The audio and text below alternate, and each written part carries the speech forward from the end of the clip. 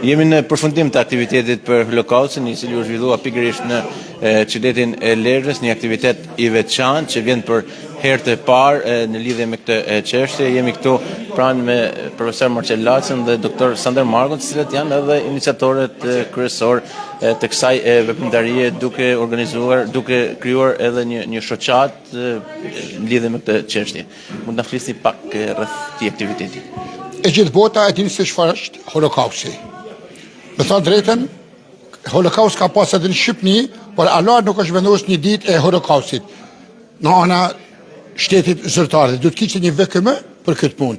Megjithatë, ka punë shtetërore që nuk ka bërë tash 35 vite.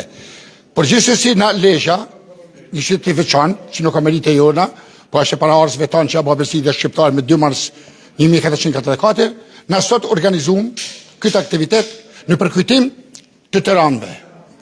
Ndashtë 1 milion ebrejve da Auschwitz, që e kënë kampi fund që hapë, ndashtë në përkujtim të 6 milion ebrejve totalisht edhe të tjerve, dhe na këtu, si qytet i besës së lidhun, beslidhja, na organizuam degën e shoqatës së miqësisë Shqipni-Izrael.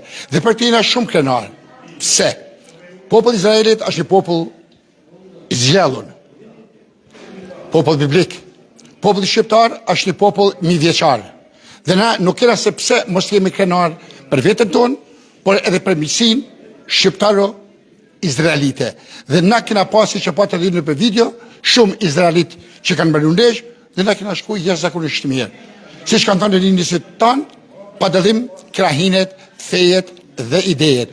Ky aktivitet i mrekullueshëm, artistikisht, merita i takon ndër të veçantë, edhe Pallatit Kulturës patjetër, shkollës amerikane, Lezhë Academic Center, edhe në si grup iniciator, unë, Dr. Sander Marku, profesor John Gaspri, profesor Bashim Kasemi, jurist Gjezhneli, e të tjerë kena grupi nismetar për krijimin e degës së miqësisë Shqipni-Izrael.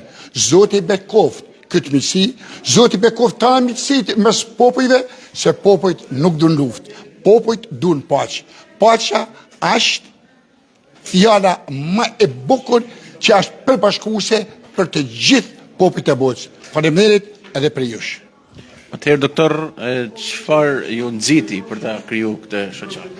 Po, duke parë dhe situatën globale, duke parë që situatën globale tani ne vetëm paqja është fjala më gjetur, më duhur dhe më pranueshme. Kështu që ne gjykuam duke qenë se Lezhë ka edhe një histori beslidhjen kombëtare, edhe mikpritja mes dy popujve. Na lini dëshira dhe u realizua. Jemi mirënjohës, duhet falenderoj profesor Marcelin, gjithë ata personat të cilët u angazhuan në këtë event, dhe mirënjohje pafund për pjesëmarrësit, për organizatorët, dhe në mënyrë të veçantë një falënderim kam edhe për ju mediat, të cilët pasqyrin një event të tillë sot në këtë ditë. Faleminderit. Patjetër harrova një fjalë me thënë për profesoresh Liza Brungen, që ka bërë një ekspozit të jashtëzakonshme, të mrekullueshme nga jeta e të mërshme që kanë heqë Izraelit në për kampet e përqendrimit që e keni aty jashtë. Ekspozit fenomenale.